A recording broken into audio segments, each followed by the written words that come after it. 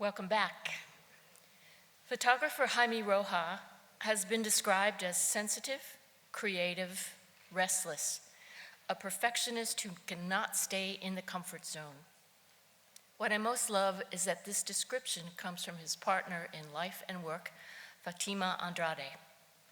She went on to tell me that the goal, the thing that keeps Jaime going, is for his work to have a positive impact on conservation. This convergence between photography and conservation started in 2005 after the 8th World Wilderness Congress in Anchorage, Alaska. Wild 8 was the scene of an amazing environmental symposium, as well as the birthplace of the International League of Conservation Photographers. And no sooner did Wild 8 conclude than Wild Foundation President Vance Martin began to search for someone to start the arduous business of organizing Wild 9, 4 years away. With the conference slated to take part in Mexico, Vance was soon introduced to a young college graduate just off the plane from Spain. With some cajoling, he convinced a very nervous Jaime Rojo to take on the challenge. Vance told me, "I watched this young man grow into himself, highly committed and focused, with an easily provoked sense of humor. But the real magic of Wild 9, which Jaime produced without a hitch, was that he was exposed to the largest gathering of conservation photographers that ever took place. From there, he found his real passion, to learn about photography and storytelling. It didn't come easily. Jobs were few, and Jaime had to do many things to keep his career and family together, working at the Wild Foundation, doing educational and environmental video productions, and of course, photography whenever possible. Through it all, Jaime indulged his fascination with monarch butterflies. And over the 20-year span of this project, something changed. As Jaime says, "My work with monarchs summarizes a very long relationship with the species. I started doing pure natural history, but monarchs mirrors my transformation as a photographer, understanding the power of the story and the power of the images to make a change." Taking the long approach does pay off, or as his dear friend, photographer Florian Schultz says of Jaime's career, "There have been many detours along the way to get where he was going, but Jaime is the rare man who never lost himself along the way." Please join me in welcoming Jaime to the stage.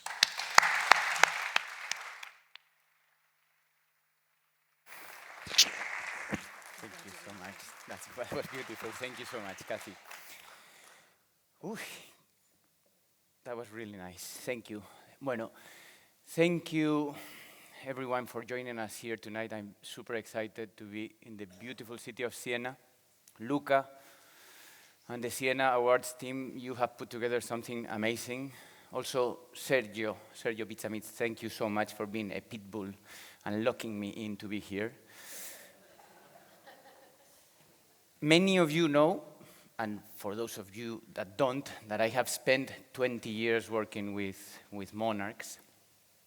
Today, I'm going to try to convince you that it was not that I am a sloppy photographer or a waste of time. Because I think very few insects have captured our imagination like the monarchs. Their migration is one of the most iconic journeys in the animal world, but this journey is becoming increasingly dangerous. This migration is one of the longest and most complex in the insect world, and I'm going to give you a brief natural history lesson for you to understand because it's important. It takes between 3 and 5 generations of butterflies to complete the whole cycle. And we could say that the cycle begins in the winter in Mexico. When the monarchs mate, they have spent a few months there and they are ready to go back to the prairies and lay their eggs. So these monarchs travel north in search of milkweed. And normally the first and second generation of monarch butterflies are born and remain in the USA and Canada. And they live between 3 and 5 weeks. But most migratory monarchs, though, are born in the third generation, in the late summer, early fall. And these monarchs, when the days start to be shorter and cooler, they feel it, and their body goes through an incredible transformation, a hormonal diapause, that basically, number one, puts mating on hold, and that makes them save energy, and by saving energy, they can live much longer. If the previous generation was living for 5 weeks, this generation will live up to 9 months. And this is the generation that will complete the trip to Mexico, 4,500 kilometers, doing trips of 100 kilometers, 150 kilometers every day, to a place where they have never been before. And this is very important, because these butterflies, this generation, normally the 4th or the 5th in the cycle, they are the great-granddaughters of the butterflies that left in the spring. And how they find their way to this remote and isolated patch of forest remains a mystery, especially if we consider that these fir trees that they are looking for are located only in 12 small mountain tops in central Mexico. These forests are the perfect conditions for the monarchs. They are in high elevation, they are cool, it is moist, and they have the perfect habitat. They are very well adapted to this forest. What you see in the picture, however, is not a forest. If you look carefully, you will see that all those things that look like leaves, all of that is monarch butterflies. For 3 months a year, all the butterflies in the eastern part of North America will gather in a forest that has the surface of a soccer field. It's like a hectare of forest. And it's a dramatic event. It's one of the most amazing wildlife spectacles that I have ever witnessed. But it's a mystery, because even today, 50 years, we have been studying the monarchs, and we don't know how they find it. This mystery has puzzled the scientific community for so long. So many people are still studying the monarchs. Physiologist Christine Merlin, in the image, she discovered that the monarchs use a very sophisticated circadian clock to correct for the daily rotation on the planet and their solar compass. So they know how to navigate, because they have one of the most amazing solar compasses in the animal world. Researchers from the University of Iowa are studying the short-range flight behavior of the monarchs when they forage, and they are using these antennas, which are a radio telemetry sensor, but as you can imagine, for a migrating animal, to carry around this cumbersome thing, it's impossible. They cannot make it. So we have never been able to track the whole migration of a single monarch from Canada, the US, and Mexico, no? Until very recently, because a team of the University of Michigan, led by National Geographic explorer Dr. Andre Green, is developing what promises to be a breakthrough technology. You see this little square? That's an ultralight sensor. It's very simple, and it takes measures of very, very basic variables, and it combines the work with an algorithm, with AI, that will backtrack the migration. This is in a very early stage, but it promises to be a hit when we discover what is going on. Okay, if there is a pioneer in this field, in finding out where the whereabouts of the monarchs, that is Chip Taylor. Chip Taylor, he's now 85 and retired, but in the early 90s, he founded an organization called Monarch Watch, with the idea to learn more about the monarch butterfly migration. Back then, we already knew, in the 90s, we knew that they were spending the winters in Mexico, but there were many questions. Where do they come from? No? Where do they pass through when they migrate? This technology, very simple, is what we use to discover where the monarchs were spending the winter. In the 70s, Americans and Canadians didn't know where did the monarchs go. They knew they disappeared by the end of the summer, but they were not sure where did they go. By applying these ultralight stickers, called a tag, to the wing of the monarch, with information about their origin and contact information, someone could net a butterfly in Texas and see that they have a sticker and report, okay, I have found a butterfly with this code, and with this system, we discover where the sanctuaries were. But Chip Taylor knew that in order to be successful, he needed to scale up this effort. No? So he created a network of citizen scientists, volunteers that were trained on how to capture and handle the butterflies and how to tag them. And he provided them with the tags, creating a system that provided a goldmine of information for science. Today, tagging monarch butterflies continues to be one of the most successful environmental education activities in North America. And as you can see, it unites very different people under the same goal. No? The people is very motivated with this. 30 years later, there has been more than 2 million butterflies tags, out of which roughly 20,000 have been recovered in Mexico. Because as many of you may deduct, it is very challenging to find these tags in Mexico. To put you in perspective, I have prepared a little video to see how difficult it is to find the tag. Can anyone spot the tag from here? These are monarch drinking, so check this out. Today is definitely my day for tag hunting. Check this out. Ta-da! Another one. And I know there might be a lot of purists in this room that are hating me right now for doing vertical videos. I am one of those. This has been a process for me to accept that we live in a new world and we are doing these things. So throughout my presentation, I will be sharing some behind the scenes in this format. Please don't hate me. All these challenges are a big thing for us, but those are nothing if we compare to what the monarchs have to face during their migration. And the challenges start in the prairies of North America, or at least what is left of them. Because every year we are losing 500,000 hectares of prairie that are being transformed into these vast fields of corn and soy and land developments. And in the 90s, the problem got much worse.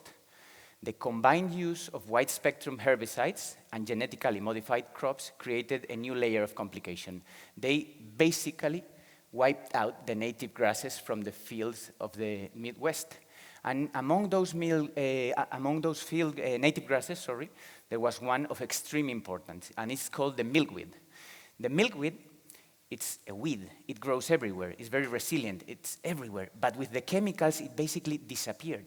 And the milkweed is essential for the monarchs because it is their host plant. That means that the butterflies can only lay their eggs and feed the caterpillars with this plant.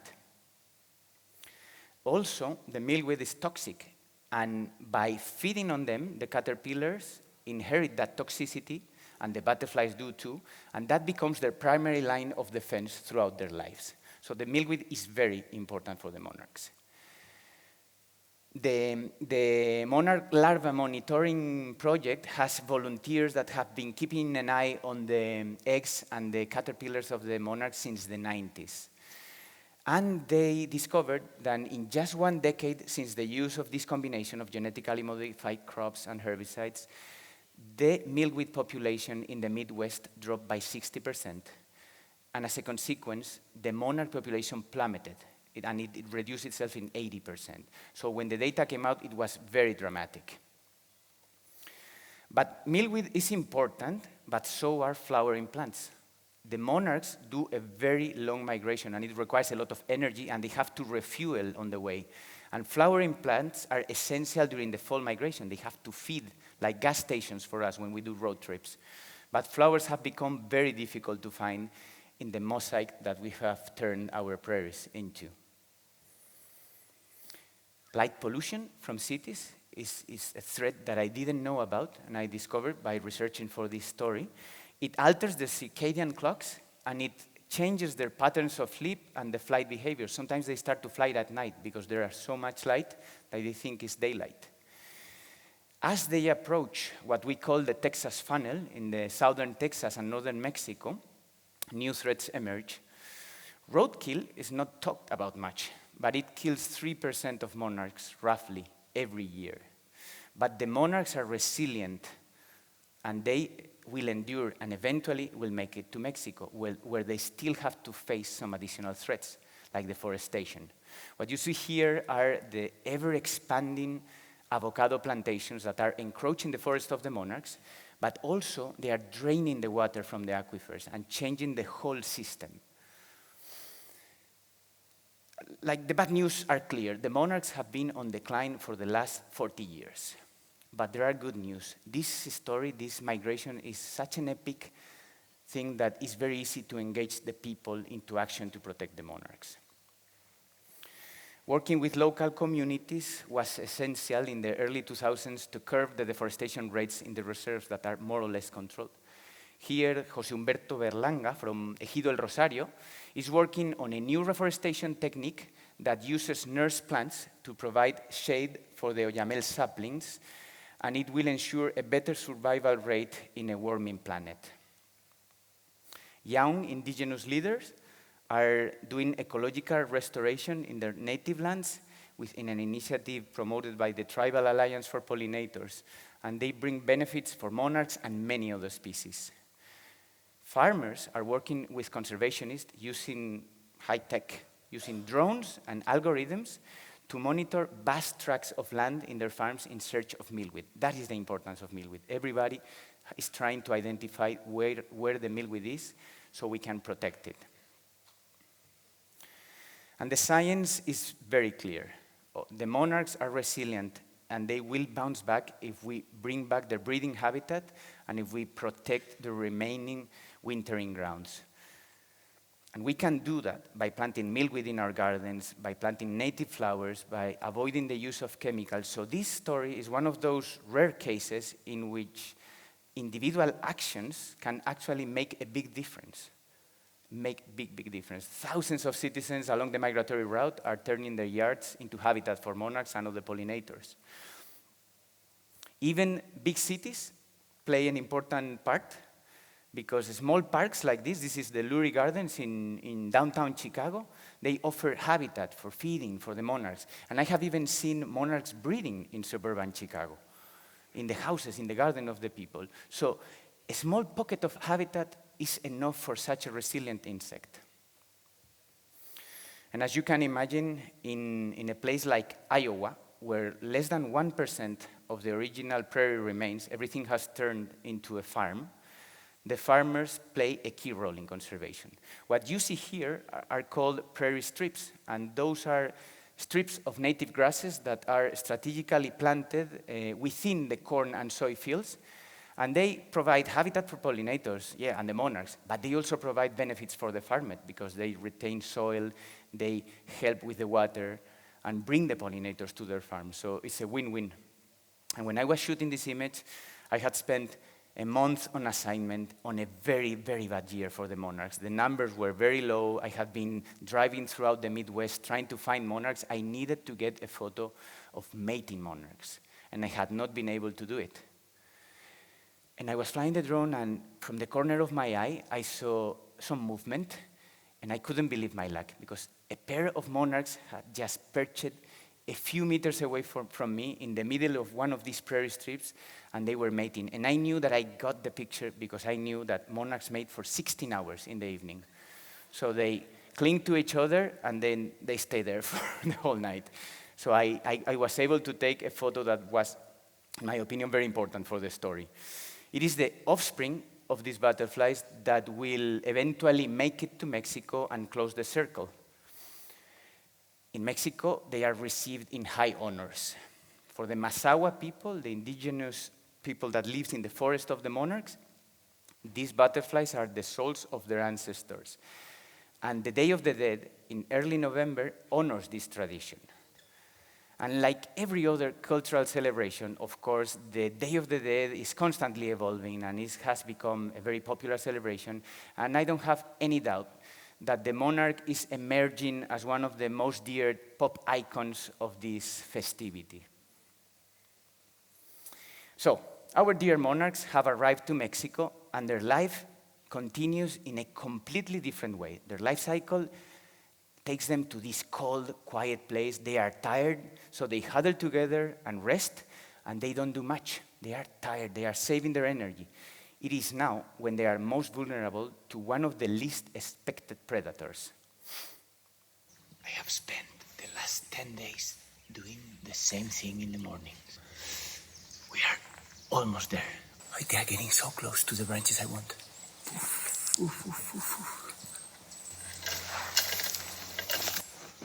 A ver si la pillo. Hay dos. I think I have it. For the first time in many days. I did get it. It took 20 days of waking up at 4:30 in the morning and spending 1 hour hiking and 2 hours in the dark. And I finally got a picture that was so important for the story that it was never published. But you know how this goes. Anyways, remember the toxicity thing that I told you? Monarchs are bright orange because they are warning their predators, don't eat me. But these grosbeaks and the orioles have co-evolved with the monarchs, and they have learned how to feed on them. And I thought it was extremely interesting. The monarchs arrive in Mexico in waves. So as new waves of monarchs make it to the sanctuaries, their branches soon fill up with clusters. It is now, when the numbers of butterflies are peaking in the reserve, that Andre Green, the researcher, and his team, they are going back to Mexico, and they are looking for a signal from that ultralight sensor that I told you about. They just need one signal. As soon as they pick one signal, they will be able to decipher the full migration path of a butterfly, something that we haven't achieved yet, even today, 2024, we haven't achieved it. I, as a photographer, on the other hand, was looking for just one monarch, too, just one, but from a very, very different perspective. You see this tree that is behind me, and it's packed with monarchs. So if you get to see what I'm doing, there is this nice pattern. There's always one late monarch that tries to find the spot half an hour later than everyone else, and that's what I'm waiting for, the flashy orange butterfly in a texture of rustin monarchs. So we'll see. That monarch is Italian or Spanish.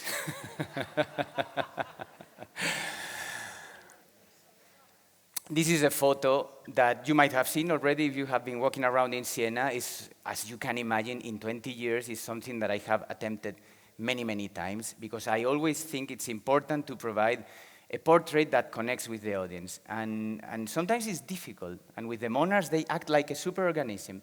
What I never see this one coming, no? Like this photo would become the cover of an issue in National Geographic and will allow me to fulfill a childhood dream.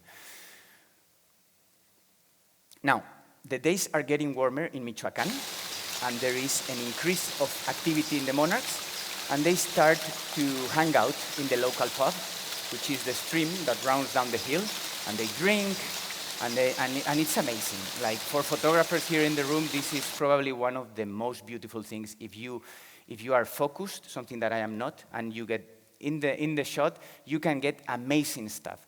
It's really, really beautiful.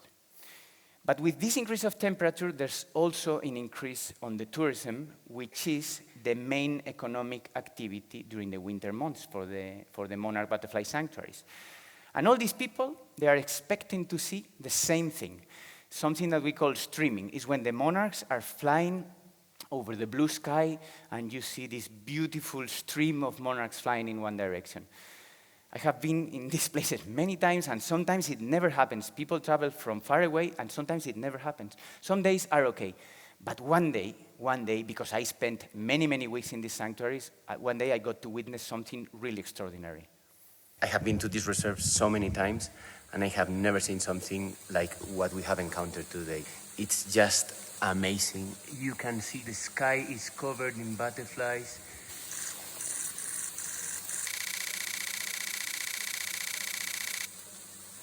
A mí no me ha tocado esto en la vida, así de abundante. All I want to do is to photograph. Yeah, not doing selfie videos, no? As you can see, I'm a very selective shooter. I only shoot when I need. I know this might look like the easiest photo of the story, but it took me 20,000 frames to get it right. And I like to joke with my editor that this is the photographer's paradise and the editor's nightmare, no?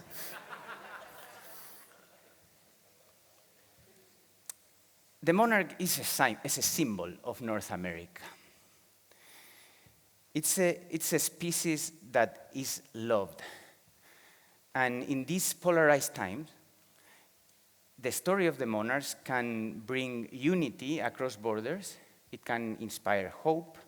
And most importantly, and Florian, you mentioned it very nicely too, for me it's key, the monarchs can help us reconnect with the natural world because they are great environmental indicators. And the monarchs have been on decline for many years, and that means we are not doing something right. Something is wrong with the way we do things. Are we gonna just let them disappear like that? So this year, the US Fish and Wildlife Service is expected to provide an answer of a very lengthy process if the monarchs are going to be listed as endangered species. I encourage you to stay tuned, to stay tuned and find out more about this story. Every action that we do to protect the monarchs will benefit many other species, including ourselves. Fortunately, there is a growing movement to protect these butterflies across North America. And all I ever wanted as a photographer, because I come from a conservation background, is that my images contribute to protect these species. So I really hope you can join us and we can protect the monarchs together. So thank you. Thank you very much.